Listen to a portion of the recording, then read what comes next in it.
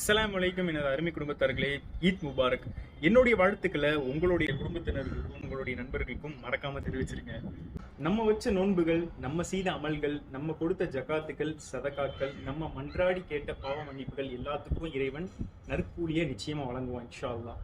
இந்த ரமதான்ல இறைவன் அனுமதிச்ச நற்காரியங்களை நம்ம அதிகமா செஞ்சோம். இறைவன் தடுத்த தீய விஷயங்கள்ல இருந்து விலகி நல்ல முஸ்லீமாவும் நல்ல மூமினாவும் வாழ நம்ம முயற்சி செஞ்சோம். இந்த முயற்சி இனி வரக்கூடிய ஒவ்வொரு நாளும் நம்ம அதிகமாக கடைபிடிக்கணும்.